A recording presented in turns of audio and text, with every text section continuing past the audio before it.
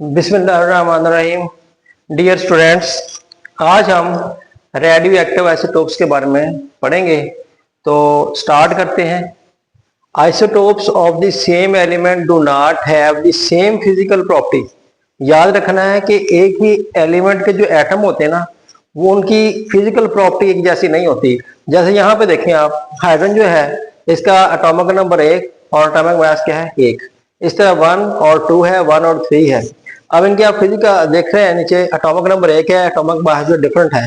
इनमें से जो 1 3 है, यानी कि एटॉमिक नंबर 1 और एटॉमिक मास जो 3 है, ये जो है ये रेडियो एक्टिव आइसोटोप है। और बाकी दो जो है ये नहीं है, क्योंकि ये स्टेबल है और ये अनस्टेबल है। इसी तरह आप कार्बन के आइसोटोप देखें तो यहाँ पे C12, C13 और C14, जो C14 वाला है ये वाला रेडियो एक्टिव आइसोटोप है और बाकी दो जो है स्टेबल है। तो इसलिए इनकी फिजिकल प्रॉपर्टी जो है ये सेम नहीं होती। सेकंड पॉइंट जो है, some isotopes have unstable nuclei and emit excessive energy in the form of radiation. और इसी तरह कहते हैं कुछ जो आइसोटोप जो है अनस्टेबल होते हैं, जैसे ये हैं, ठीक है, 614 और 13 जो है हाइड्रोजन के अंदर। तो ये अनस्टेबल है, जिसकी वजह से क्या करते हैं, ये एक्सेसिव एनर्जी खाली करते हैं और इसी एक्सेसिव एनर्जी को हम नाम देते हैं रेडिएशंस का। अब this process is called radio activity, और इनका रेडिएशन का खारिज करने का अमल क्या कहलाएगा, radioactivity. And an isotopes, और ऐसे isotopes that emit radiation is called radioactive isotope, और फिर हम इनको नाम देते हैं रेडियो एक्टिव आइसोटोप का। अब इसकी एग्जांपल जो है ये टाइटेनियम है, 1 हाइड्रोजन की 1 और 3 वाला, तो इज रेडियो एक्टिव आइसोटोप, ये रेडियो एक्टिव आइसोटोप है। इस तरह अब हम बात करते हैं नेक्स्ट के रेडियो एक्टिव डिके क्या है। रेडियो एक्टिव डिके से मुराद ये है, फर्क ये हमारे पास एक एटम है, ठीक है।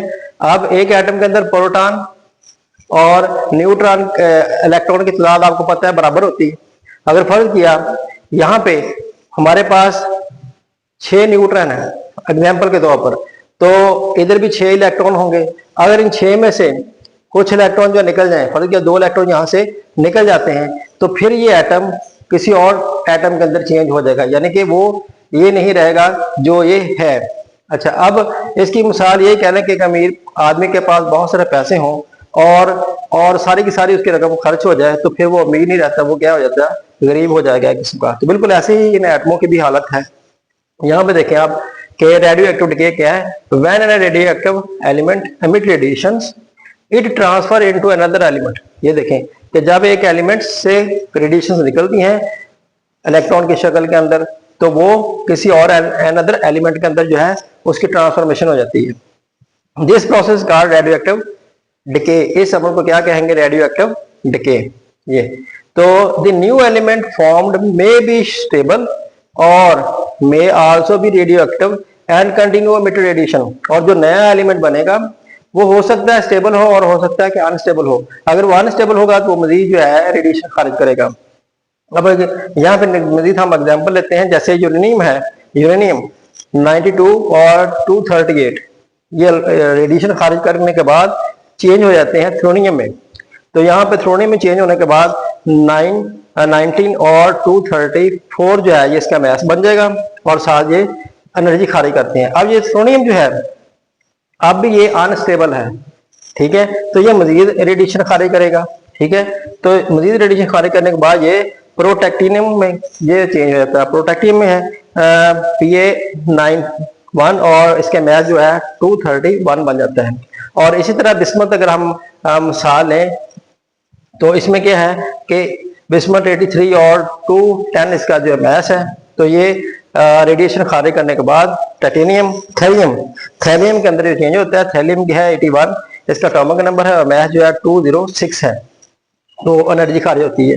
तो इस तरह बिस्मत जो है ये थैलियम के अंदर चेंज हो जाती है और मजीद जो थैलियम आगे रेडिएशन खारिज नहीं करते।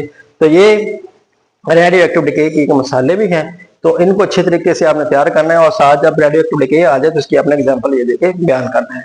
अब हम रेडियो एक्टिव आइसोटोप्स जो हैं इनकी हमने एप्लीकेशंस पढ़नी है कि रेडियो एक्टिव एप्लीकेशंस क्या है, इनकी वजह।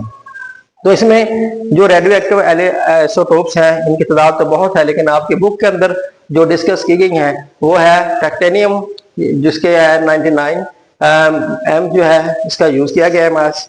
और इसमें क्या होता है कि जो डायग्नोस्टिक के तौर पे इस्तेमाल किया जाता है। डायग्नोस्टिक क्या है, तशखीस करना, किसी भी चीज की तशखीस करना। तो इसमें तशखीस के लिए इसकी हम इमेजिंग लेते हैं, तस्वीरें लेते हैं। फर्ज किया हम ब्रेन की तस्वीर लेंगे और हम जो है लंग्स की तस्वीर लेंगे। वो कैसे लेते हैं इमेज के टाइटेनियम जो है इसको फ्लूइड की हालत के अंदर जो है इंजेक्ट किया जाता है बॉडी के अंदर, और ये ब्रेन और लंग्स तक जो है फ्लूइड पहुंच जाता है। फिर वहां पे इसकी इमेजिंग की जाती है। यहाँ से हम तशखीस कर सकते हैं कि ब्रेन के अंदर कौन सी बीमारी है और लंग्स के अंदर कौन कौन सी जो है ये बीमारियां जो है जन्म ले रही हैं। तो फिर उसका इलाज किया जाता है। इसी तरह कार्बन डेटिंग के अंदर यानी किसी भी चीज की हम जो है वो अंदाजा लगा सकते हैं कि कितनी ये पुरानी है, इसकी डेथ कितनी देर हो गई है, हो चुकी है। तो इसमें हम जो है कार्बन डेटिंग के अंदर जो है उम्र का अंदाजा लगा लेते हैं किसी भी चीज का। तो ये इसके अंदर जो कार्बन डेटिंग के अंदर यूज होता है आइसोटोप वो है C14।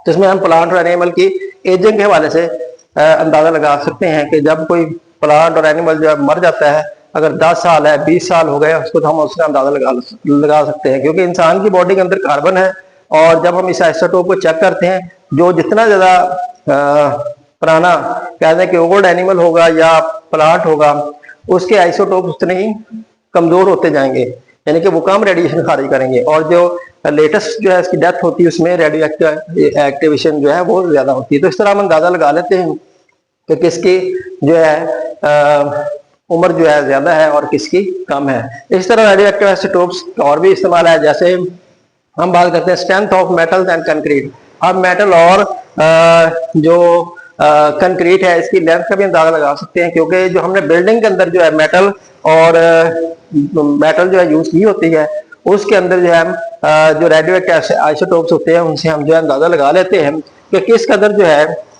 इसके अंदर जो है रेडियो एक्टिव आइसोटोप मौजूद है और इस बिल्डिंग की क्या मियाद है। आप देखा होगा कि बहुत से बिल्डिंग होती है जिसको अंग्रेज खास तौर पर कहते हैं जिसको गिरा दे, ये इसकी मियाद खत्म हो चुकी है। तो हम रेडियो एक्टिव आइसोटोप की मदद से जो है मेटल और कंक्रीट का अंदाजा लगाते हैं कि ये हमारा जो है बुसीदा हो चुकी है या इसको मजीद जो है कुछ साल रखना है कि नहीं रखना। तो फिर आइसोटोप का जो है यहाँ पे हम इस्तेमाल कर लेते हैं। और इस तरह आइसोटोप जो है जो जनरेट चीफ से न्यूक्लियर पावर के अंदर यूज की जाती है, कि यानी हम इसे न्यूक्लियर पावर के अंदर भी इसकी हेल्प लेते हैं रेडियो एक्टिव आइसोटोप की। और फिर हम फाइंड ऑयल फील्ड के अंदर भी इसकी है कि हम इसका ऑयल फील्ड के अंदर भी इस्तेमाल करते हैं, क्योंकि यहाँ से ऑयल निकलना होता है। ये जो जियोलॉजिस्ट होते हैं, जमीन का इल्म जानने वाले होते हैं, उनको पता होता है कि यहाँ पे जो है ऑयल की जो है ऑयल जमीन से निकल सकता है। तो वहां पे रेडियो एक्टिव आइसोटोप्स की जो हेल्प लेते हैं और इनको अंदाजा हो जाता है कि यहाँ पे ऑयल है और यहाँ पे नहीं है। तो इस तरह रेडियो एक्टिव आइसोटोप का इस्तेमाल होता है। इस तरह कैंसर और थायराइड डिसऑर्डर जो है ये भी इसमें है कि इसमें आयोडीन जो है आयोडीन का यूज किया जाता है। आयोडीन जो है इसका 131 जो है आइसोटोप यूज किया जाता है। तो ये भी इंजेक्ट की शक्ल में दिया जाता है बॉडी के अंदर। तो जैसे इंजेक्ट किया जाता है तो ये थायराइड ग्लैंड तक पहुंच जाता है, और फिर थायराइड से जो है हम जो एक्सरे वगैरह लेते हैं और लेने के बाद तशखीस करने के बाद जो है फिर उसका इलाज कर लिया जाता है। तो इस तरह कैंसर भी जो है इससे कैंसर का भी इलाज किया जाता है। तो ये है एप्लीकेशन ऑफ रेडिएशन, जिसके अंदर टाइटेनियम हमने डिस्कस कर लिया और कार्बन डेटिंग जो है प्लांट और एनिमल के हवाले से। तो रेडियो एक्टिव आइसोटोप्स के ये जो है आपने 4 पॉइंट जो है इनको भी आपने डिस्कस करना है।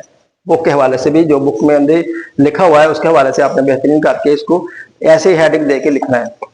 अब हम देखें ionisation of an atom by an radioactive sources, के एटम की आयोनाइजेशन होती है रेडियो एक्टिव आइसोटोप की वजह से। वो कैसे होती है कि जैसे ही कोई रेडियो एक्टिव आइसोटोप एलिमेंट होता है, जैसे वो रेडिएशन खारिज करता है तो किसी भी एटम के साथ जब टकराता है तो उसके इलेक्ट्रॉन को जो है मिट कर देता है, जिसकी वजह से क्या होता है कि उसके ऊपर कोई ना कोई चार्ज आ जाता है। देखें जैसे सोडियम हमारे पास, यहाँ से कोई अल्फा पार्टिकल इसके ऊपर अटैक करेंगे तो इसके आउटरमोस्ट शेल से क्या करेंगे, इलेक्ट्रॉन निकाल देंगे। तो जिसकी वजह से क्या होगा, कैटायन बन जाएगा, उसके ऊपर पॉजिटिव चार्ज आ जाएगा। तो अब हम इसको देखते हैं डेफिनेशन को कि radiation emitted from an radioactive sources can cause atom to ionise, के एटम को आयोनाइज कर देते हैं। और इसकी एग्जांपल ये है कि रेडियम जो है जिसका एटॉमिक मास जो है 226 है, तो जब emit radiation that can remove an electron from an atom causing ionisation. तो ये आयोनाइजेशन काज करते हैं। जब भी रेडियम की शुआएं जो है किसी भी एटम के ऊपर पड़ेंगी तो उसमें से क्या कर देंगे, इलेक्ट्रॉन को निकाल देंगे, जिसकी वजह से क्या होगा कि आयोनाइजेशन हो जाएगी उस एटम की। तो ionisation radiations collide with an atom and remove electron, वही बात है फिर। तो the atom loses an electron forming a positive charge, और ये पॉजिटिव चार्ज बन जाएगा। तो ये थी आयोनाइजेशन के जो रेडिएशंस होती हैं वो आयोनाइजेशन भी काज करती हैं। तो ये था आज का ये टॉपिक, इसको दोबारा थोड़ा सा रिवाइज कर लेते हैं। तो दोबारा हमने यहाँ पे रेडियो एक्टिव आइसोटोप्स पढ़े हैं, इनके आपने 4 पॉइंट इस तरह बना देने, ठीक है। आपकी बुक के मुताबिक जो है मैंने कोशिश की है कि इस तरह आपके 4 पॉइंट जो हैं इनको अच्छे से वाज़ेह करके लिखना है आपने। फिर रेडियो एक्टिव डिके क्या होता है इसके बारे में, यहाँ पे भी आप 3 पॉइंट बनाए इसके, और यहाँ पे आपने एग्जांपल देनी है। फिर हमने यहाँ पे एप्लीकेशन पढ़नी है, वजाहत जो है टिटेनियम है, कार्बन डेटिंग है और रेडियो एक्टिव आइसोटोप्स है, और फिर आगे इनकी आपने इसके यूजेस भी लिख देने हैं। तो ionisation of an atom by radioactive sources है, एंड पे ये लिखना है, और इस तरह आपका टॉपिक जो है ये मुकम्मल हो जाएगा। तो नेक्स्ट इंशाल्लाह दोबारा नए चैप्टर के साथ हाजिर भी होंगे, तब तक के लिए खुदा हाफिज़ इंशाल्लाह।